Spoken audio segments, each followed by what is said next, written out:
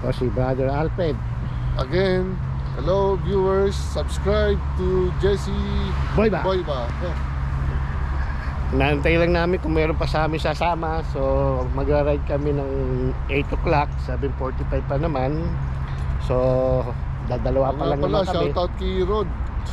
Ay, shoutout nga pala sa Rod. Thank you nga pala last time na-post ko na yung video. Sana napanood ninyo ng mga grupo nyo. Magkikita ulit tayo doon. Pupunta ulit kami doon. Low rider kayo. The low rider. Kami naman chill rider. Chill lang. Hindi kami po pwedeng maging high rider. Chill lang. So makita namin kayo sa next time na makapunta kami ulit doon. Okay, nantay lang namin mga kasama namin. Kung may darating, kung wala, ride pa rin kami ni Brother Alfred. Dahil yun naman talagang pinunta namin dito, mag-ride. At magbabasa kami may sandali ng Bible reading namin in Luke chapter 8. So, nag-ride na ulit kami ni Brother Fred. Dito kami ulit sa LA River. Kasi maganda dito, malapit sa amin. Kaya gusto namin dito. At saka kakabisado na namin itong daan na to. Ngayon medyo maganda ang panahon, makulimlim. Oo, wala naman sinabi sa weather na ulan. Sana wag umulan. Dahil pag umulan, basa kami. Ang pa si Brother Fred sa likod ko.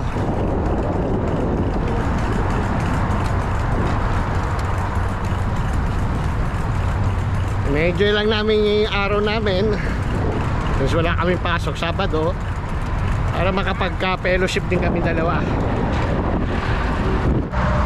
Balik na kami ni Brother Fred sa aming parking. Kasi nakalimutan ni Brother Fred yung kanyang cellphone. Ganda ng panahon, no? Makulimlim. Yan yung bundok, oh. Puro. Yan ang bundok ng Sierra Madre.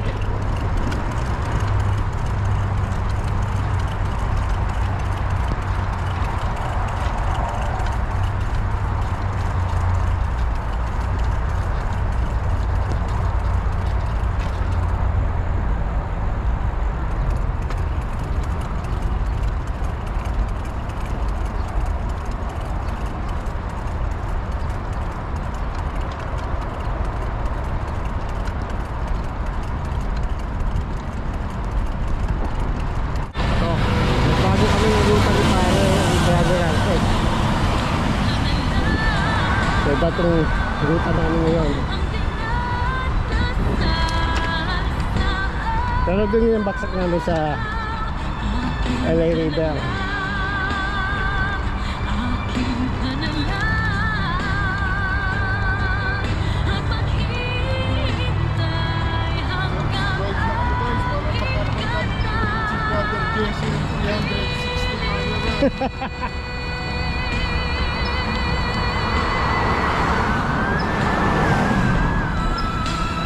Nilagyan na nila ngayon ng ganito, oh. Dati wala to eh. Para sa mga bike rider to eh. Para safe ka. Kaya nila nilagyan yung mga puti na yan. Para sa safety ng mga nagbabike ride. Kasi yung mga kotse dito tutulin eh.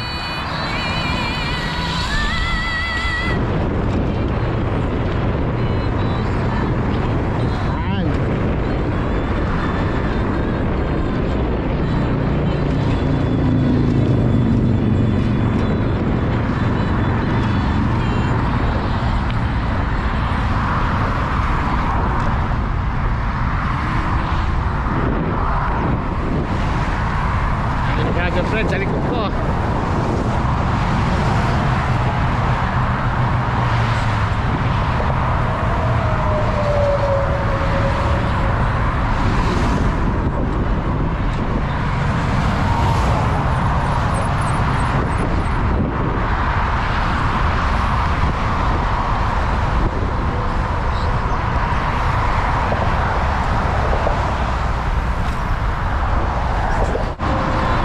Kami ng LA Zoo and Los Feliz Golf Course. Kami ulit sa LA River.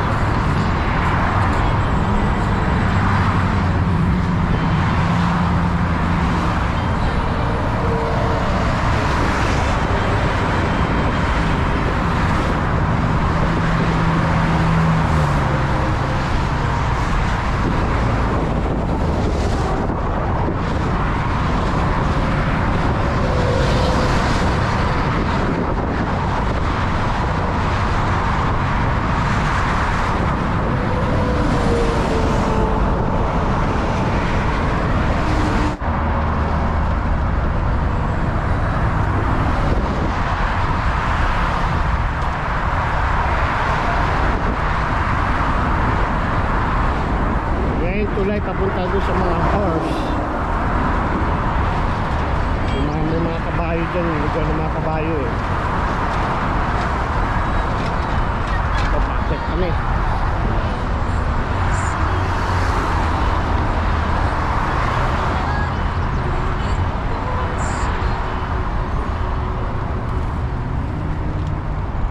Pababa naman ngayon.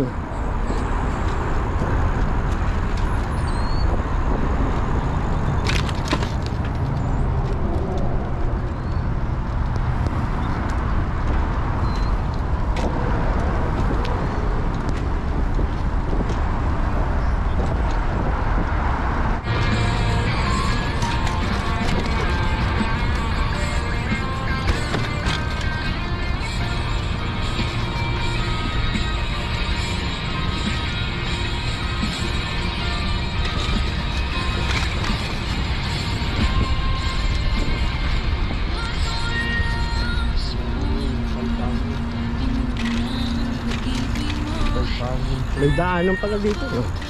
Saka labas ko. Papuntang Glendale.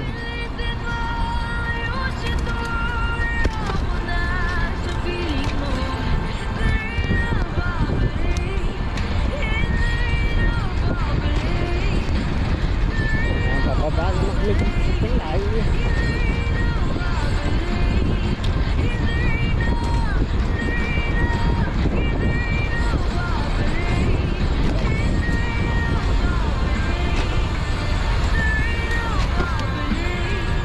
Antay kita dito.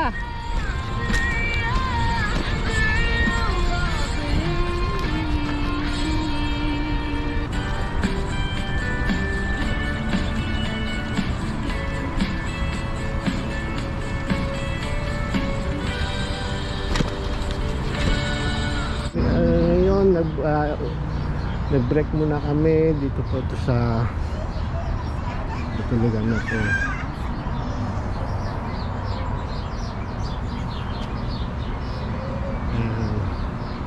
10 Speed Coffee. Kaya kung kayo nandito sa LA River, pwede kayong mag-stop dito para magkape, mag-snack, breakfast. Good place po to for doing your breakfast. Ay, salamat sa Diyos at pag-ride ulit kami ni Brother Fred. Dalawa lang po kami ngayon kasi baka mayroong mga lakad yung mga dalawang kasama namin. So, I guess okay lang po kasi kailangan din namin na ituloy dahil good exercise po to. So, kanin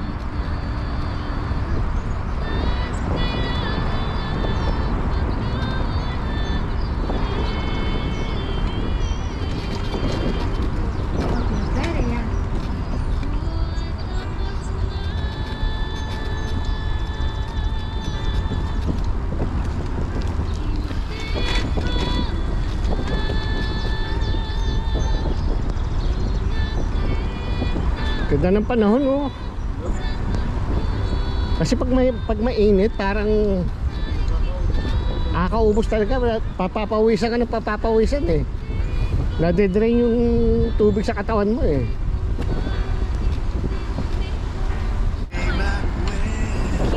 Ito, wala kami, nakikita ko na yung freeway. Lapit na kami sa dulo ni Brother Alfred para maumpisa na namin aming Bible readings. Luke chapter 8. Importante po yung nagbabasa tayo ng Bible. Importante rin na sinasama natin ng Diyos sa ating mga ginagawa. At lagi natin pasasalamatan ng Diyos sa lahat ng bagay. O, ito na pala. Hindi pa. Mali pala. Hindi pala ito. Okay.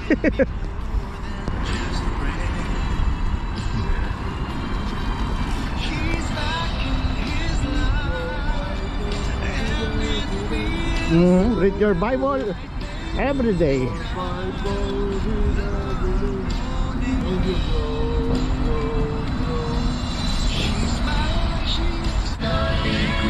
Brother Alfred,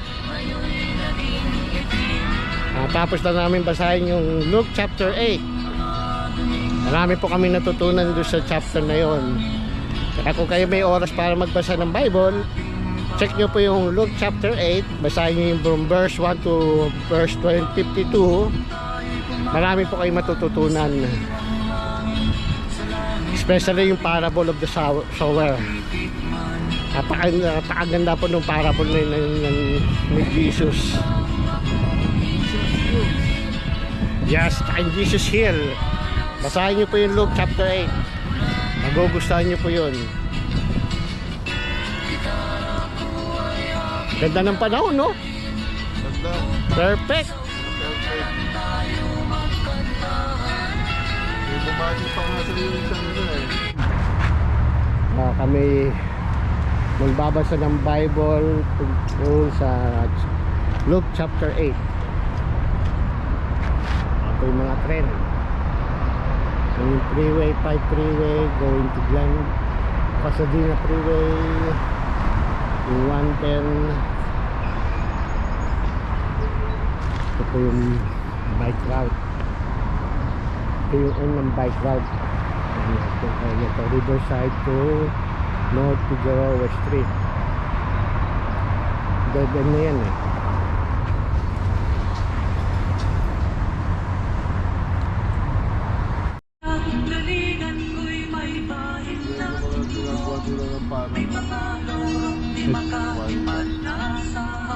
Ito pa meron pa dito eh. Mas close, mas malapitan. Kumaro yata. Ah,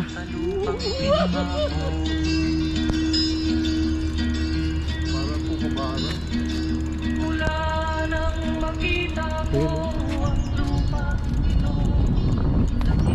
Naka one stand feet lang sila eh. oo nga no, isang paalam no.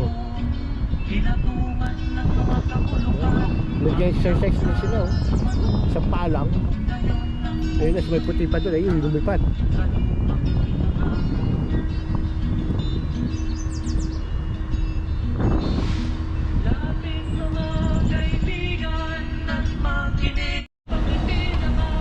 Eh, may mga bago ulit dito.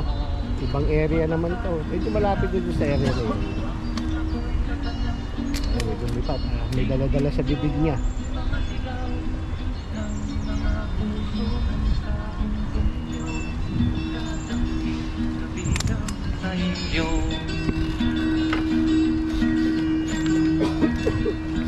Duhol mga kaitsunan nung paminaw ka mo.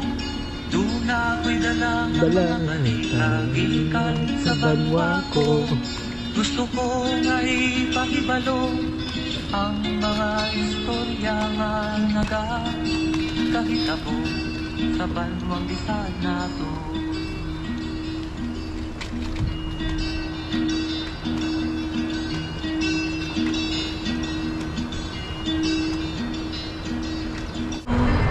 Ito, pabalik na kami ni Brother Fred. Halos na sa gitna na kami ng aming uuwian. Actually malapit lang to eh. From kung saan kami nang galing. Kaya i-bike ng mga 40 minutes. Lagi na lang bang ganito ang buhay natin?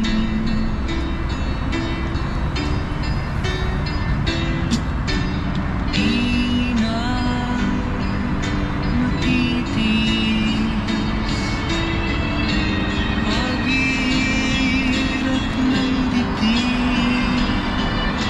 Sana'y nadarama mo rin ang paghihirap. O medyo kanse eh. Mo pa Iba yung pakiramdam eh. Tuloy tayo sa tulay. hanggang pagtanda natin. Ready kayo. Pagtutulay. Nagtatanong lang May silang. Kahit silang yung may yan. kaya'y ibig Sana makaya. Last time nakaya ko eh. kung maputi na ang buhok.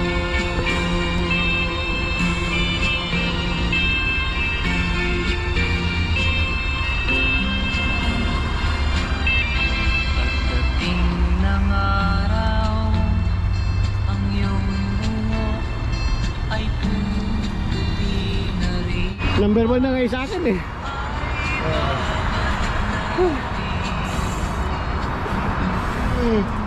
Tumambay muna kami ni Brother Fred dito. Papahinga muna. Recover. Malapit naman na kami. Isa pang ako nito pero mas mababa. Mas mababa yung isang pandun eh. Kaya yun. Ayan ang Los Feliz. Ayan. Yung Shimano, taba oh. Ang lakas oh. Yun, tamad yun, naka-e-bike eh.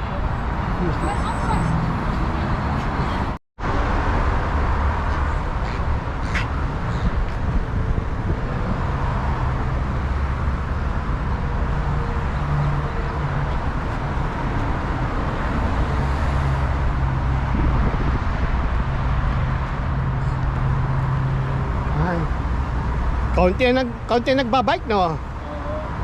Hindi masyado marami nagbabike ngayon, di. Mukhang may mga event. Actually may event ngayon sa may West Hollywood. Yung Gay Pride. Which is hindi bagay sa akin yun. Hindi ako pupunta doon. Dahil ayaw ko maging gay. Pabalik na kami. At least natapos namin ang araw namin ngayon na nakapag-bike kami. Not this Saturday, next Saturday pwede makapag-bike kami sa Seal Beach. At paghahandaan namin ni Brother Fred yun. Sana makasama yung mga grupo namin. Actually tapos na yung kasal ni Luis nun eh. Baka makasama na si Luis. Ayoko, excited na rin mag-bike yun eh. Asahan mong ako ay darating kung kailan Oo, last month pa tayo eh. Hindi sa kanila yung fellowship natin. pusong kay tamis, kailan may di kita matigil.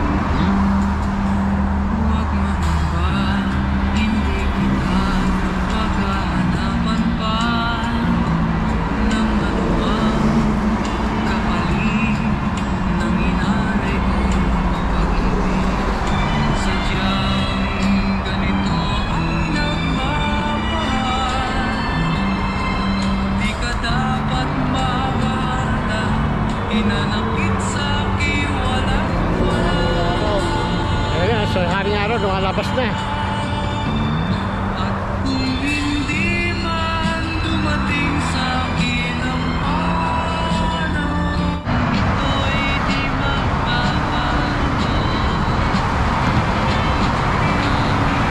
Malapit na kami. Ayun na, Shoe Drive LA Shoe.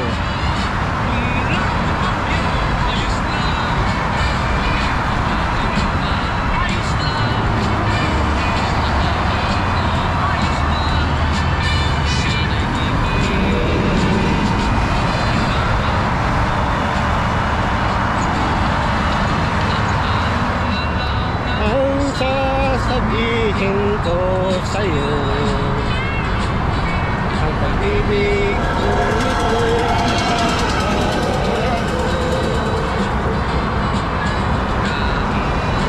ang ka sa piling ko.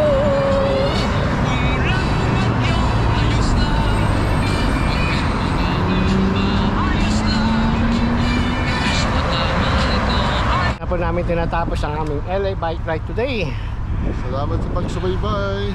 Salamat sa mga dasal ninyo at kami nakabalik ng safe. Salamat po at don't forget to subscribe, like, share, and comment. I see you on my next ride. Don't forget to read